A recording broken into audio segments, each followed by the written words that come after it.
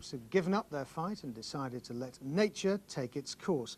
Now, the move doesn't mean that the peninsula on the Humberside coast will disappear altogether, but the point will physically shift westwards.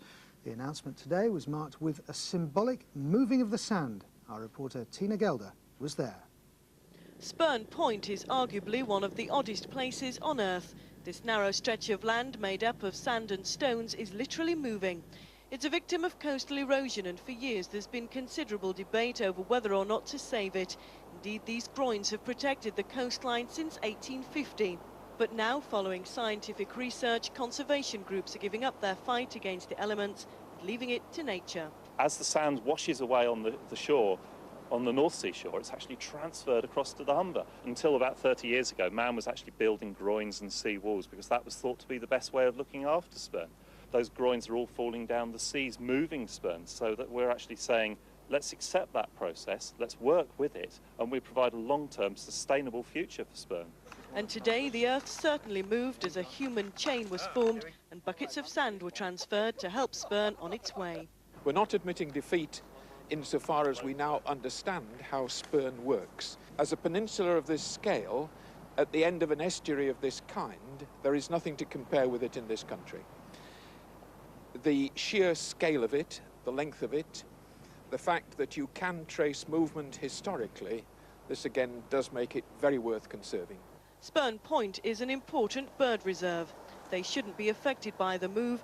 However, the peninsula is also home to the Humber Lifeboat and Humber Pilots. Both organisations face upheaval. If there is a breach, there will be a period when we will have to operate from Grimsby. God forbid that we should have one like there was in the 1850s when there was a 1,600-foot breach and it was 16 feet deep. We don't envisage that happening.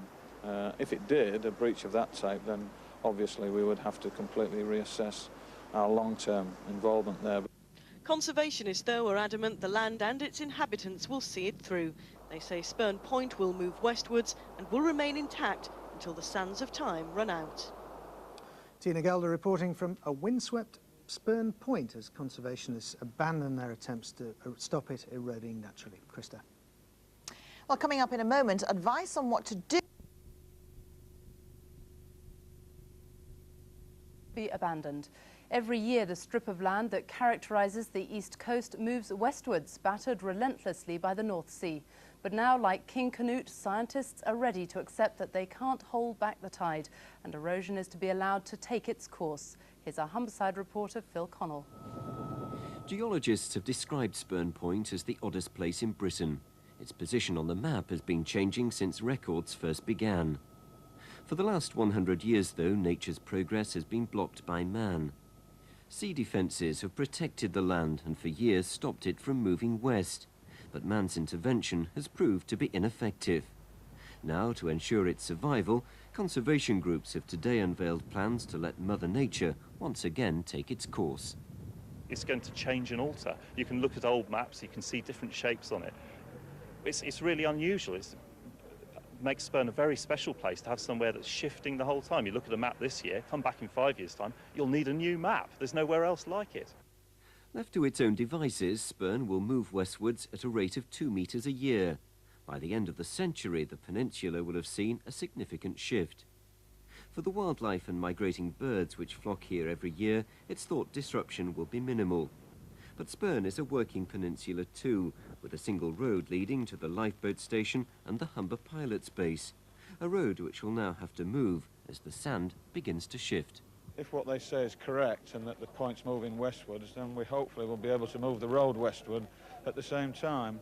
And that's probably the most cost-effective remedy that we can have. Today at Spurn Point, meanwhile, a disused pub became the new coastal visitors' centre. Plaques on the wall illustrate graphically the moving story of this coastal oddity, whose future shape now lies in the hands of the North Sea. A 21-year-old man is seriously ill in